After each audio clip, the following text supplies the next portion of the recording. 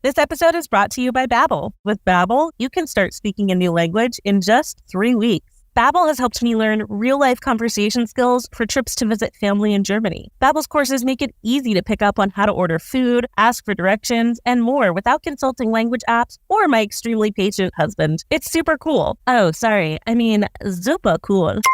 Here's a special limited-time deal for our listeners to get you started right now. Get 55% off your Babbel subscription, but only for our listeners at babbel.com/weirdest. Get 55% off at babbel.com/weirdest, spelled BABBEL.com/weirdest. Rules and restrictions may apply.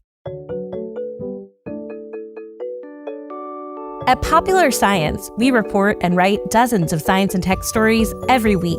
And while most of the stuff we stumble across makes it into our articles, we also find plenty of weird facts that we just keep around the office. So we figured, why not share those with you? Welcome to The Weirdest Thing I Learned This Week from the editors of Popular Science. I'm Rachel Feltman. I'm Sara Kiley Watson. I'm Laura Baisas. Laura, welcome to the show. Woo! Thank you so much. I'm so excited to be here. Listeners, this is Laura's first time on the show, but she is not a random guest like so many of our other random guests who we love very much. Laura is a PopSci staffer. Why don't you tell our listeners a little bit about yourself? Great. Thanks, Rachel. My name is Laura Baisas. I've been a science news writer at PopSci for exactly 1 year. I cover little bits of everything. From archaeology to poop to biology to climate change, you name it. Sara Kiley tells me to write it, and I write it.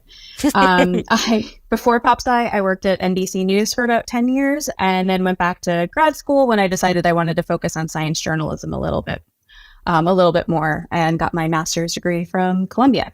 I'm also, my kind of weird fact about myself, I am a marathon swimmer and can swim. Oh my gosh. I can swim very, very long distances. And one thing that's cool about marathon swimming is there is a ton of science in it. So I have to think about tides and wind, weather, sunscreen, relieving oneself when they're swimming, food, all sorts of things. So it's kind of a perfect sport for somebody like me who loves the water and also loves thinking about science. You just love confounding variables. Boom. Yes. I say marathon swimmers need to go from type A to type Z on, the flip of a coin, because you have to be type A in your planning and your training and all of that. But then like one variable shifts and you need to just kind of go with it. That's where the type Z comes in.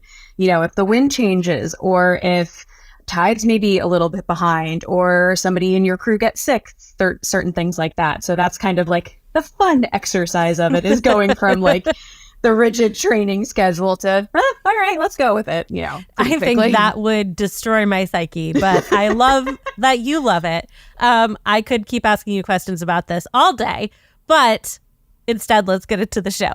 So on The Weirdest Thing I Learned This Week, we start by each offering up a little tease about some kind of fact or story we found in the course of reading, writing, reporting, swimming the English Channel, or whatever, etc.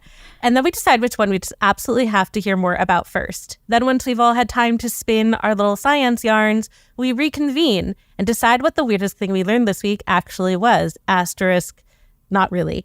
Anyway, Sara Kiley, what's your tease? Okay. Well, my tease is that in the Bronze Age, people used a material that fell from the sky to make stuff, tools, jewelry, you name it. Great. I mean, that sounds really practical. Yeah. Reduce, reuse, recycle. Exactly. From the sky. Laura, what's your tease? So if you think waxing your body hair is bad, how about plucking your armpit hair? That was a practice that was par for the course in Roman Great Britain. Oh no. Yeah. Oh, I don't like that. Okay, cool. My tease is that now that leprosy is back, baby, woo! I'm going to talk about why this disease looms so large in our cultural imagination. So let's see, where shall we begin? Sara Kiley, I would love to hear about these sky materials. Sky materials, yep. Happy to talk about them. Very exciting stuff. So, yep. We're going to start in the past. We're going to go back to the Bronze Age. So, this is kind of generally around 3000 BCE to 1000 BCE. Obviously, in different parts of the world, they were playing with bronze at different times. Like, I think in modern day Turkey, they were playing with it as early as like 6500 BCE. But generally, 3000 BCE is when it started moving through the Middle East, like up into the Mediterranean and into Europe. So, generally speaking, bronze was happening. And this was a step up from stones, obviously the Stone Age, which came before.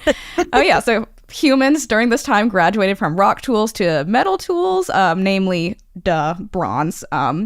So you can make bronze from melting tin and copper together, and you can make some pretty neat, strong stuff, especially weaponry.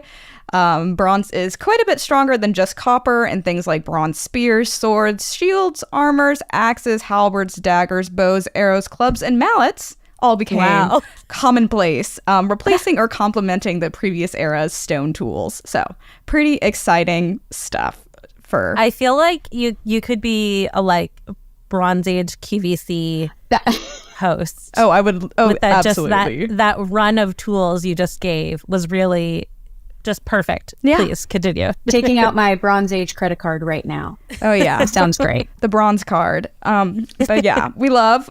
So very exciting time to be a prehistoric human.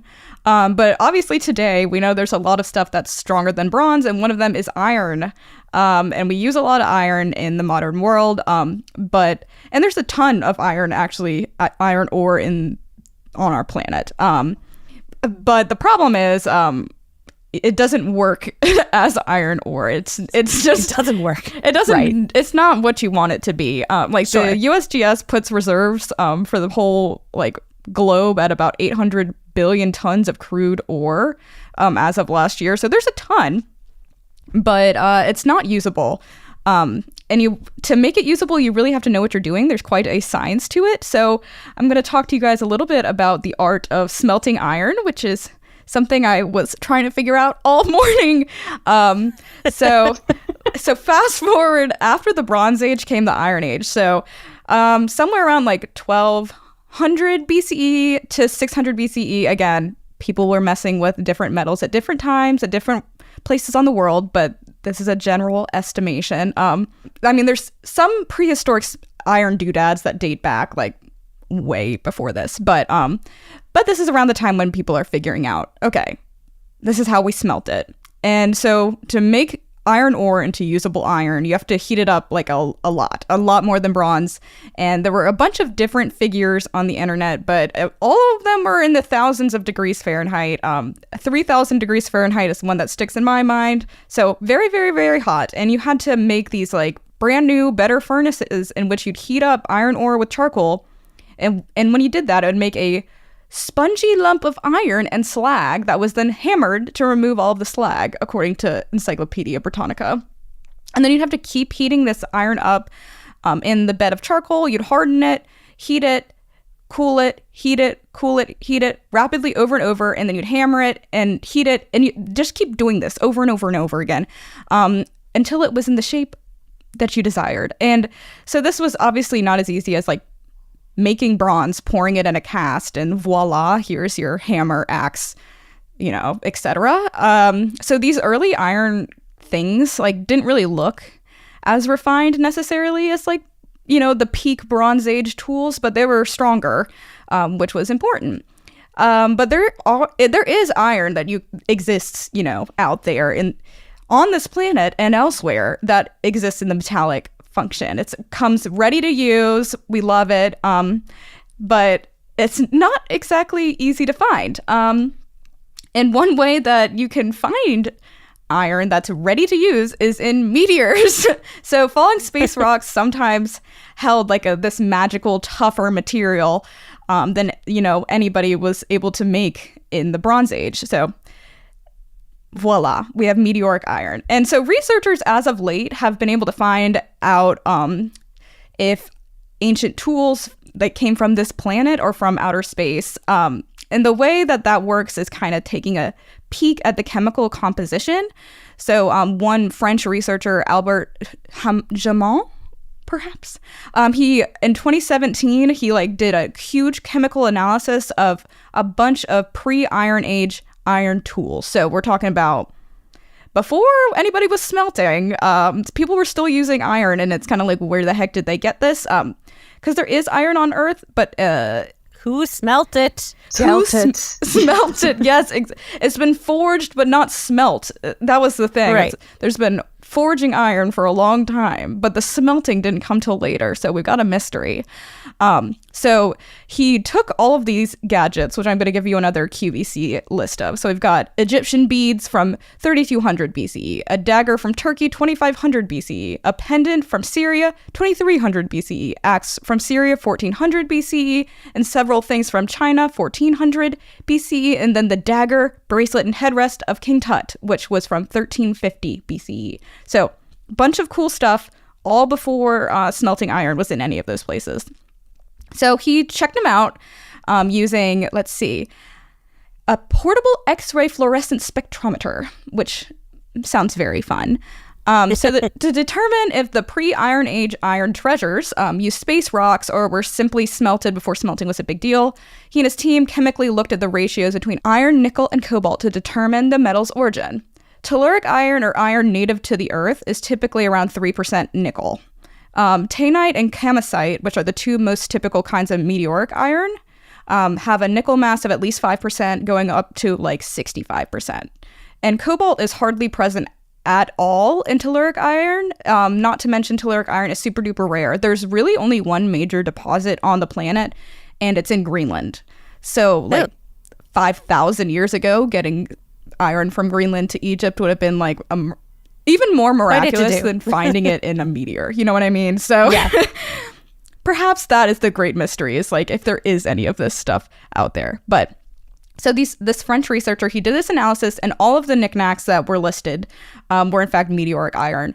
But where does meteoric iron even come from? Because most meteors aren't just iron that floats down to Earth. But the gist is, when planets or celestial bodies form, nickel scoots its way to the molten iron core, kind of like Earth, like we have a molten iron core. So there isn't a ton of nickel on the surface, but there is in the center. And meteorites happen sometimes when these, like, you know, budding planets or celestial bodies go boom, and in a big way. And so that inside sometimes comes outside and comes raining down on, you know, everybody else. So splattering bits of developing planet goes in every direction, and if those materials happen to come from the core, then they're bound to hold a decent amount of iron with these high levels of nickel and cobalt. And this metal that falls down from the heavens is already in the metal state, so it's ready to be forged into beads, daggers, whatever, you know, whatever makes you happy, versus undergoing like reduction of iron ore and like all of the complicated, hot, sweaty science of smelting. And so while meteorites hit like the Earth they hit the Earth all the time. It's not that big of a deal. Thousands of them end up on our planetary doorstep every year, according to one 2020 study, and hardly any of them are noticeable, iron-filled, or catastrophe-inducing. Sorry, dinosaurs.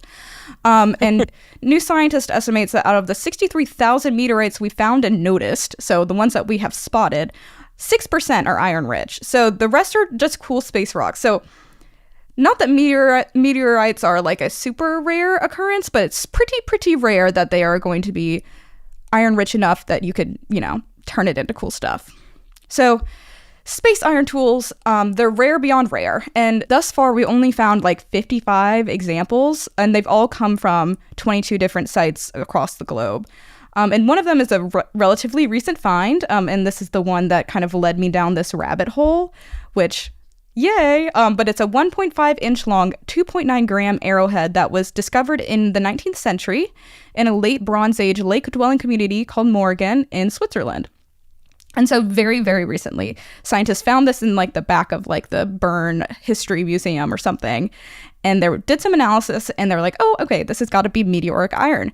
And there's like a miniature weirdest thing story inside this weirdest thing story. So this is the Little Arrows weird story. So the settlement of Morgan is located 5 miles from where the Twanenberg meteorite struck the Earth 150,000 years ago. So 5 miles away, there's a meteorite land, kapow. But as weird as it is, this is not the meteorite that made the iron that ended up in this little arrow. So 5 miles away from where this little thing was found was a giant meteorite. But after some analysis, the authors found that the arrowhead itself was made up of 8.3% nickel, which is twice as much as the Twanberg meteorite. It also is made up of a high content of germanium and a low concentration of aluminum-26, which hints that the meteorite it came from had to be huge, like 2 tons at least.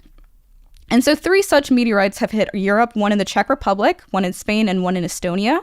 The authors estimate that the meteorite that could have sourced this rare find is the Kaliharv meteorite, I believe, and it formed a giant crater in the Estonian island of Saaremaa around 1500 BCE. So it just got deposited right there in the middle of the Bronze Age, which is just very fortunate for the Estonians. And this impact site, which is like an 864-mile journey through modern-day Poland, Lithuania, and Latvia, it also suggests that there's a complex trade and transport system that would have been in place during this era. Even though this material was so rare, it still, made quite a little distance. And another cool meteoric iron gadget, obviously, is all the stuff that was buried with King Tut. So he was mummified in 1323 BCE, well before iron smelting was commonplace in Egypt, and also well after the first metallic iron remnants are dated back to from this area.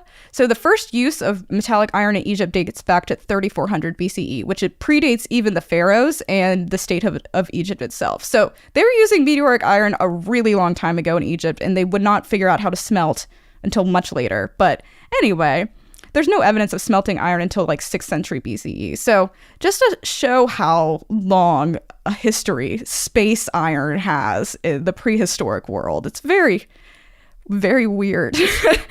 But yeah, during King Tut's reign, metallic iron and meteoric iron, all of that jazz was worth more than gold. So it was kind of a flex that he got to be buried with his dagger and like I think it was a piece of jewelry and a little headrest. So being buried with space iron was like quite the prehistoric flex. But yeah, so that's the gist. Long before we figured out how to smelt, we were forging iron, which is just really hilarious to me that we have somehow found a way to make a loophole to the Iron Age.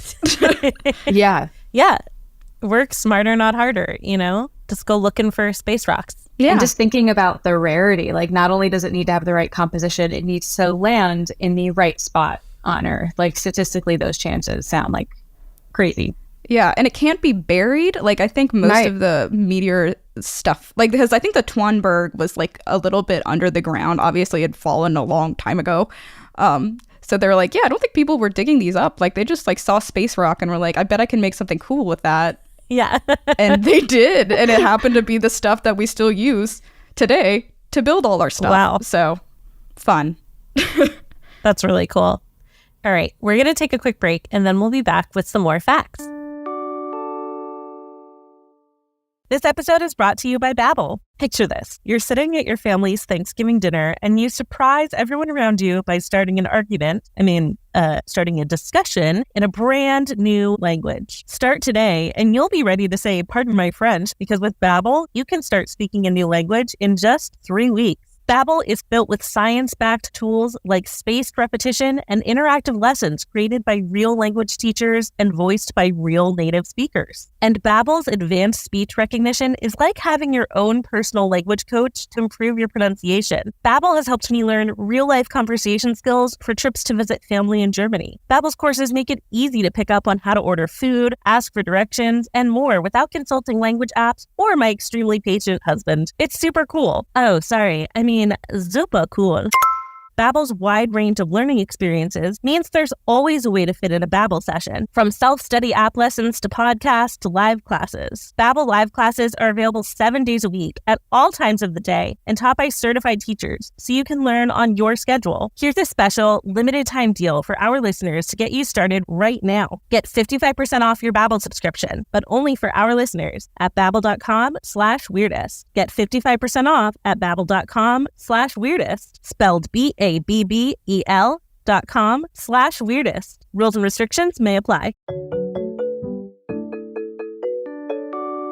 Okay, we're back. And so is leprosy, as you may have noticed in news reports. But seriously, y'all, in August, early August, a case report in the CDC's Emerging Infectious Diseases Journal sounded the alarm on, you guessed it, an emerging infectious disease. But instead of like a new strain of bird flu or some exotic new mosquito-borne parasite, the researchers were warning the medical community about the return of a real throwback, leprosy, more accurately known as Hansen's disease. That is the correct medical terminology these days.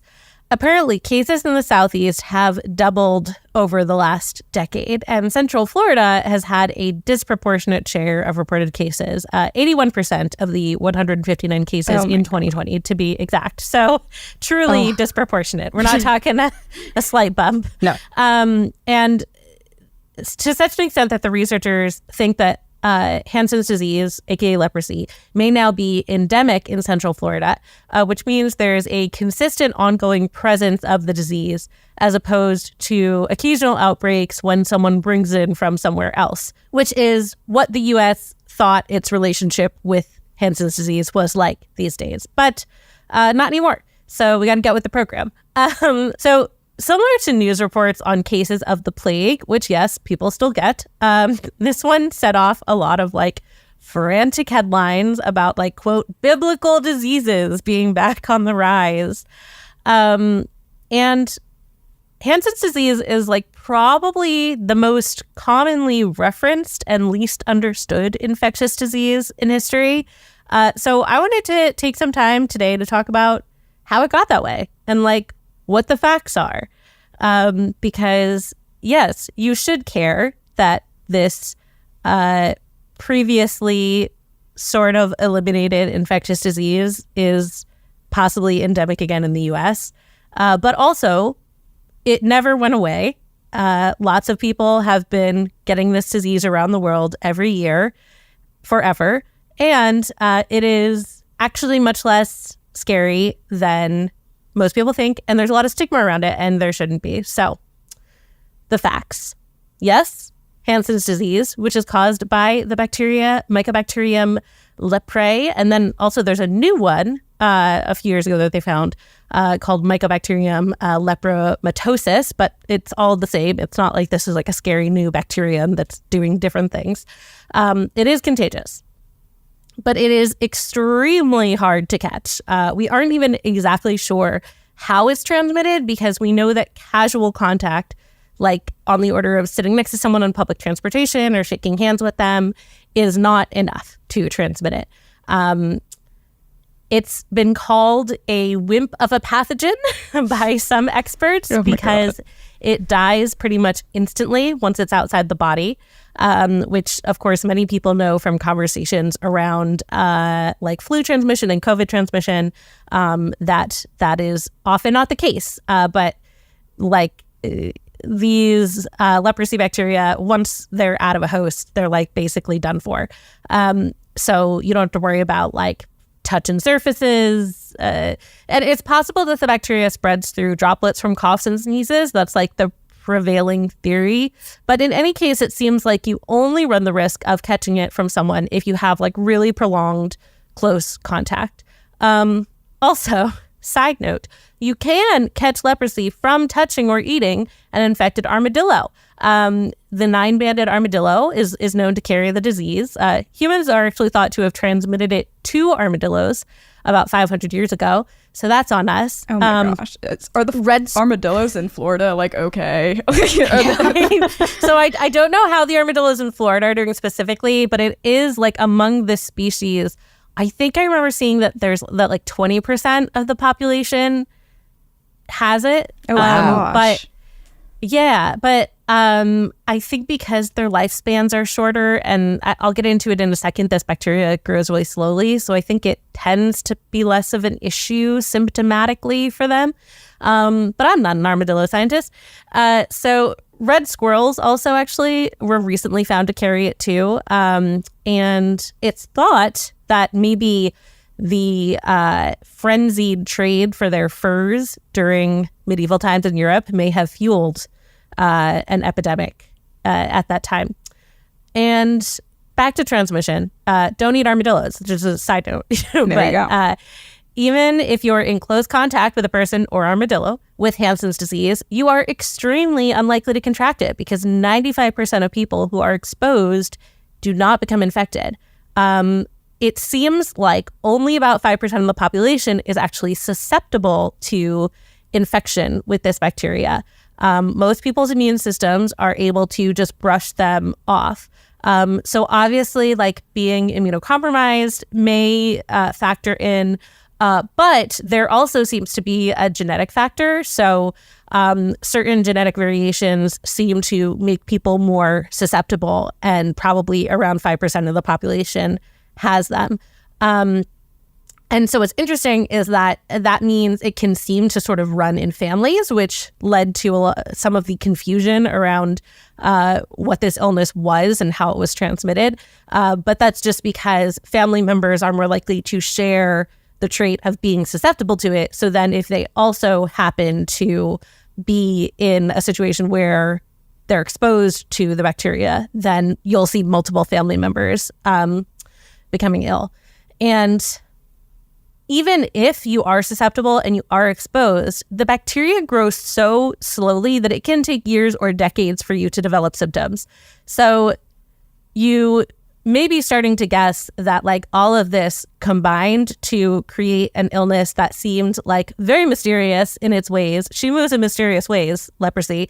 And I will explain in a little bit how that helps contribute to like our absolute like runaway stigma around this disease. So if you're listening to this and you're like, oh no, I pet armadillos all the time. I live in Central Florida. What do I do?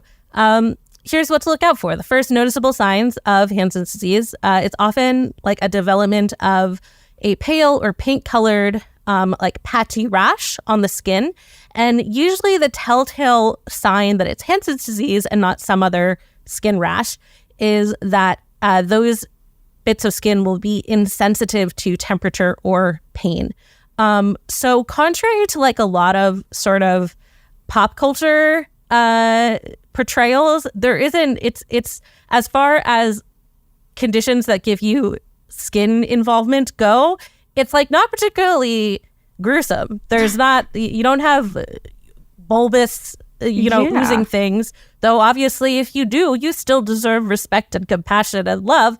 But just saying, Hansen's does not do that. You get this scaly rash and it can be numb. And, there's kind of this classic thing associated with Hansen's disease, the loss of fingers and toes. And that is true, but it's actually not the disease itself. It's not like it eats away at the tissue. What happens is that it tends to cause nerve damage, and you have that insensitivity to pain and heat.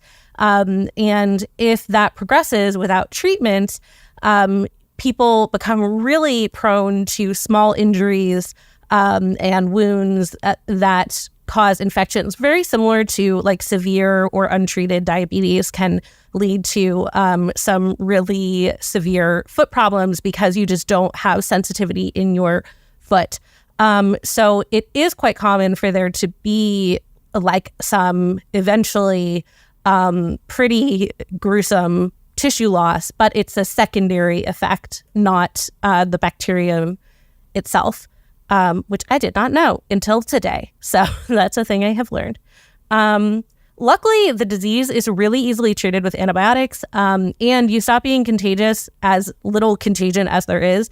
You stop being contagious at all within like 72 hours of starting treatment. So this is like as far as our ability to like treat and contain things that historically were scary go.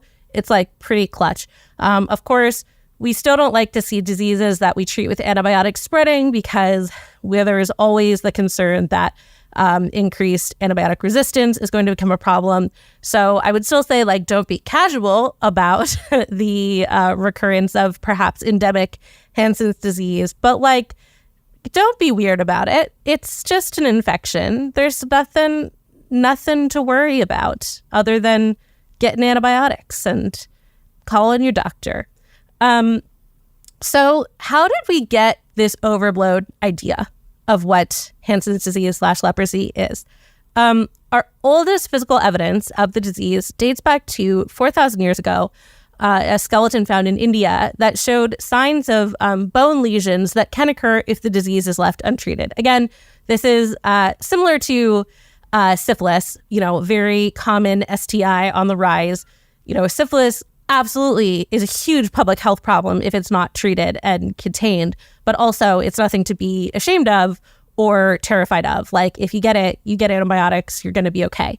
But if you don't, then you're going to be really not okay. Similarly, we have this archaeological evidence that, like, before antibiotics were an option, the disease would progress and it would actually affect the bone. So that's why we're able to find it, in the archaeological record. What's interesting is that earlier than that, there are lots of historical references to leprosy, but it's likely that those descriptions refer to like all kinds of conditions that affected the skin. The word leprosy just comes from the Greek for like scaly rash, basically. Oh my goodness. And yeah, they're actually, when I was writing my book, Been There, Done That, A Rousing History of Sex, buy it wherever you buy books. I talked about how Hildegard von Bingen, my fave, talked about a leprosy that only affected the like lusty, sinful people, which was syphilis. So like a lot of the really horrific, like, oh my gosh, this thing is super contagious and it's gross stuff was probably talking about syphilis, which again, also isn't gross, but different from Hansen's disease. So there's a lot of confusion in the historical record, and there's a lot of the things that we evoke when we talk about leprosy, we're possibly talking about something completely different. The like Leviticus verse about isolating people, which by the way, only isolated them for 7 days. So that's still like, I don't think you should run away with that and be like, wow, how gross. That seems a pretty measured response. Yeah. 7 days. Like, just take a little week. Yeah. Just rest up. Yeah. Hide in a cave, find some scrolls, But anyway, point being, like, when we can't look at something like in the physical archaeological record, it's really hard to date back like the actual history of how people talked about disease, because there were a lot of things that were conflated. Understandably, they had no germ theory. They were just like, there are 5 categories of thing. This is the skin one, Yeah. Fair enough. And of course, some of those diseases would have been very contagious.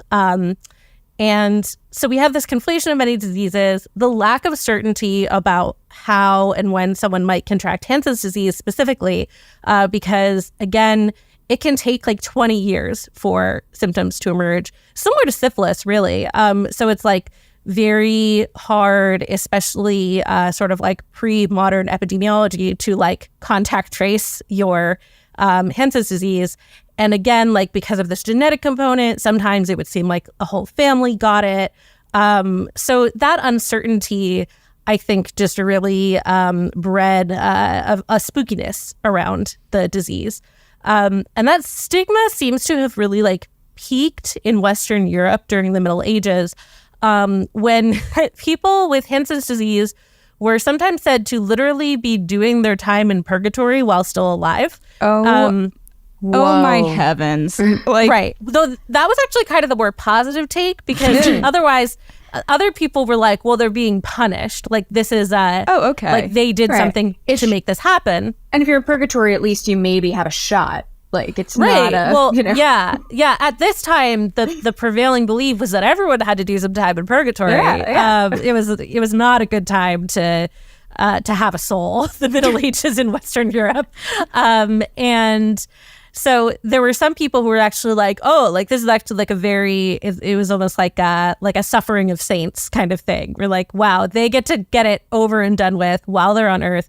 So they were often kind of like banished to the edge of town to like beg for alms. But there was also kind of this like industry of people like giving money to people who had Hansen's disease as a way of like kind of piggybacking onto their purgatory finishing. Oh my!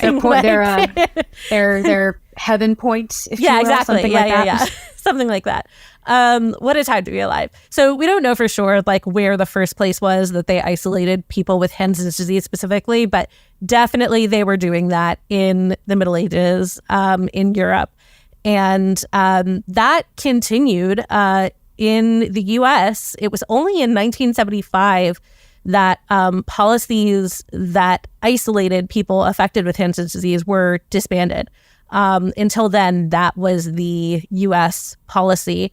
And there are still many countries where the disease remains pretty prevalent, where people are sometimes like legally discriminated against. And so that's a big problem. And I will circle back to that in a second. But yeah, in the U.S., we did have these like isolated communities in 1865, just a few decades before the U.S. came barreling in. Hawaii introduced laws that allowed for the arrest and removal of people with Hansen's disease, and they started isolating them on the island of Molokai. And those laws weren't lifted until 1969. So even once Hawaii was officially part of the U.S., again, why would those laws have changed? Because in the U.S. that we also had these isolated colonies. So as of 2015, there were still 16 former patients living there because they'd spent their whole lives there. And it was really interesting looking at different articles about the Hansen disease communities on Molokai. Like some of them were painted a very rosy picture of like, obviously this was bad, but they lived on this beautiful island and they built community and they had marriages and they didn't want to leave because they were so happy there. And then other articles that I feel may have been more correct were like, these people knew literally nothing else and had been completely disconnected from their families and so decided to stay, which is not to say some of them didn't like have marriages and have things about their lives that they liked, but still like an obviously horrific situation. And yeah, before a treatment was found in 1951, patients on the U.S. mainland were mostly sent to a leprosarium in Louisiana. And at its peak, it housed about 500 patients. Molokai had thousands. And yeah, the Louisiana hospital is also closed, but similar to the community in Molokai, there are people who have not left because they were, at that point, like people in their 80s and 90s who had lived there their whole lives. And so, yeah, there are still 200,000 cases of Hansen's disease every year around the world. Yeah, and in Brazil, India, and Indonesia especially, there are a pretty high number of cases. And it's like anything else, people who don't have access to healthcare and, don't have access to antibiotics. And also just when there is stigma, people are less likely to get tested and screened and treated for what is actually a very easy to treat disease. So stigma sucks. It's very bad. Yeah. I don't know what else to say. But anyway, yeah, U.S. listeners, especially Central Florida listeners, keep an eye out, but also don't be a dick about it. This is just a bacteria. You're probably not even susceptible to it. And if you are, like, honestly, bullying for you, 5%, that's rare. That's just you're go special. To the doctor. Yeah, and go to the doctor. Just go to the doctor. So that's it. That's all I have to say about that. Gosh. Oh my gosh. All that stigma for something that is just like so hard to transmit, so hard to it's really that was shocking. I always assumed it was more like the plague, Right. Rapid. That's crazy. Yeah. People, any public health policies that are like based on what people in the Middle Ages thought, generally not great. Oh, yeah. This one in particular, really, really time for us to re-examine our relationship with leprosy. So nice. Love it. All right. We're going to take a quick break and then we'll be back with one more fact.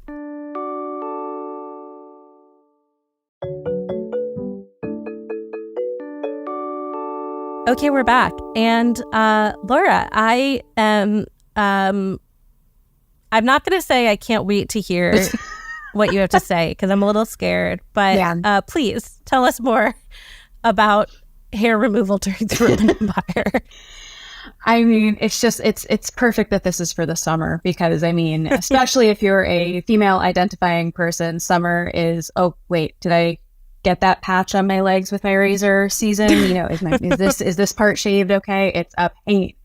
So obviously body hair is about as human as you can get. It is part of what makes us mammals. We've evolved from other animals that had bodies completely covered with hair. And even a study out as recently as this January found that the genes that control for a complete body of hair are not actually gone. They're just kind of currently muted. That's why there's lots of variation. We lost the full covering about 1 million years ago, and studying how that pattern happens now can actually help scientists treat baldness in the future. So it's obviously something that we've been fussing out probably since we, first emerged from that primordial ooze, and fussing about with our wallets as well. Fortune says that the body hair removal industry was worth over $4 billion in 2019, and it could reach $4.94 billion by 2027. So yeah, people are spending a lot. There's a new commercial for, I think it's Venus, but they have a new ad campaign where this like cartoon child raps about how you should say pubic hair. It's not shameful, which is true, but also it's still the dorkiest commercial I've ever seen. Every time I watch it, I'm like, I don't want it's unfair that they are posing the false premise of if you're uncomfortable with this ad, it's because you don't like pubic hair and right. women. And I'm like, no, it's just a weird ad. Right. It's like, oh, you're uptight if you don't like this, but the ad is just kind of strange. I've not seen that one, and now I'm kind of afraid to turn on the TV. But kind of perfect point because there are a ton of different types of hair removal now. I mean, there's from lasers to razors, there's waxing, there's threading, which isn't terrible, but kind of along the same lines. But that obviously was not always the case. Technology has changed. We've just kind of evolved. Now, back in the spring, a recent archaeological dig in the UK uncovered over 50 tweezers that date back to the Roman occupation. And they were used to tweeze armpit hair. How do we know? Oh. Well, we know because it was actually written about by a couple of different philosophers. Great. Yeah, we will definitely get to that. It's kind of truly a new meaning to the term pain is beauty. And I mean, come on, it would be a great way to get me to talk if I had some state secrets. Tweezers, just kind of in general, like today's, they were more safe than some other options, and they were fairly inexpensive, but just like today, not pain-free. These were found at the Wroxeter Roman City, which is a site in central England, and it was at one point this thriving urban location that was about the size of Pompeii, Italy. Fortunately for them, they did not suffer the same fate as Pompeii. And it's also no stranger to these cosmetic finds. Other tweezers were found in 2019, and also a metal ear cleaning tool that kind of resembles our modern day cotton swab, or if you're brand specific, a Q-tip. Which also I kind of would like maybe a little bit of cotton metal going in Q-tip. there. That sounds like a really fun way to puncture an eardrum. That was kind of a weird one. This town was also once the fourth largest town in Roman Britain or Britannia, and it was a legionary fortress. It was basically one of those western expansions of the Roman Empire. And it dates back to about the 90s CE, and people lived there until about the 5th century CE. It was home to a giant forum where laws were made, a market, multi-purpose offices, community center, shopping center, bathhouse. So basically, I'm thinking an Ulta or a Sephora. And these were basically places just kind of like Ulta and Sephora where you could purchase cosmetics, but also socialize, get the news, as it's pretty well known that Romans did care a great deal about cleanliness and public image. It wasn't as, for lack of better words, it wasn't as dirty a time as the Middle Ages. There was something that kind of got lost a little bit there as far as valuing image. Now, Rachel, to your point, this hair plucking, it was so painful that Roman author and politician Seneca once wrote a letter complaining about the noise coming from public baths, noting, and I quote, "The skinny armpit hair plucker whose cries are shrill so as to draw people's attention and never stop, except when he is doing his job and making someone else shriek for him." Oh. Yes, don't know who that like filler and shrieker would have been, but yeah, that was in a writing from Seneca. And to kind of complicate this, that process was also usually performed by slaves. Fun times. Now, all of this cleanliness was actually fairly advanced for their time. These communal baths, toiletry kits, earwax cleaners, they were definitely something that Romans viewed as putting them a little bit above barbarians. And the reason for doing this went a little bit deeper depending upon your gender. It wasn't so much skin deep. There were some cultural and there were some religious reasons for it. Namely, for men, it was to help set them apart from barbarians. Maybe the Germanic tribes, if you're familiar with that opening scene of Gladiator, that sort of thing. And according to Viren Swamy, the Romans didn't really do it to look beautiful. They did it, again, for those cultural and religious reasons. And men removed it as a sign of purity, which I found kind of interesting because we associate like that pure, hairless skin with women nowadays. But that definitely was not the case in Roman times. And again, that's continued to evolve. That's kind of what's interesting about looking at things like hair, is it has evolved over time. A lot of people would have been too poor at this time to afford like the more expensive toiletry kits, but those tweezers, anybody could have gotten one of them. Oh no. So if you really do value that purity, you're gonna kind of, and if you value that purity and don't necessarily have the money, you're gonna want some of those tweezers. The hair removal for women was definitely a little bit more like the standards of today, although men seem to do it more. The site curator from the Roxeter site where these tweezers were found said that you mostly saw it in a lot of sports like wrestling. There was a social expectation that the men engaging in exercise that required minimal clothing would have prepared themselves by also removing this body hair. It's kind of, the site curator is named Cameron Moffat, and he said, it was interesting for them to see how this removal of body hair, again after millennia for everyone, although luckily modern methods are a little bit less excruciating. And then for women, like I said, it was a little bit more. It did have more to do with beauty and purity.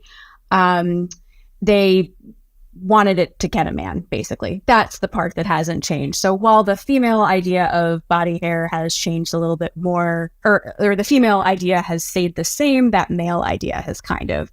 Cameron Moffat, again, that same site curator, said that there are some writings about how, you need to keep on your body hair to get a man to like you, which, again, hasn't changed. So yes, tweezers that were specifically used by slaves to pluck armpit hair that were so loud that philosophers and statesmen wrote about it.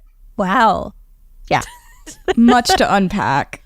I just think like things like these discoveries are just amazing because like we find battlefield stuff all the time and we remember like the blood of the battlefield, but like there was blood in the bathroom too. And learning about those types of things through history are just like, and like from these kind of cool archaeological digs are just like, they're fascinating because it's like all of these fun daily things that still drive us crazy in 2023 were in 90 CE as well. Yeah. I love that. People change so much all the time. And also, Not at all. Not at all. Yeah.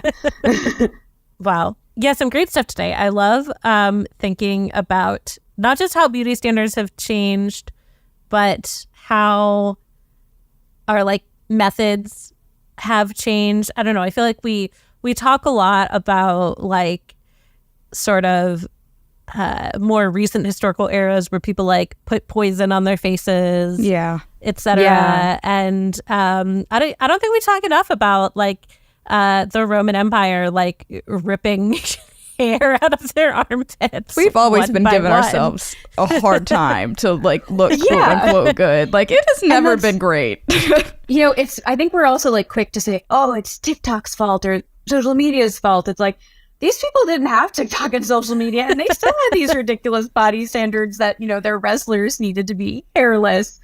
Like it's still like, even without those standards that we compare ourselves to, they still exist. They seem like they're pretty part of being human. Yeah, it's true. Just what the standard is changes. Yeah. But, like, there's always going to be somebody being like, this is what you should look like.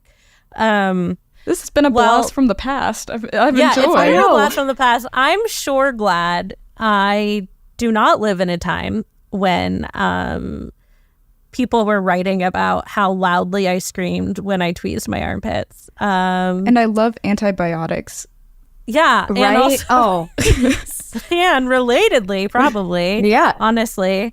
Like people definitely died of from an like ingrown hair hair related. Yeah. Absolutely. Oh my gosh. Absolutely. Wow. I bet they dye them in modern era. You know what I mean? Yeah.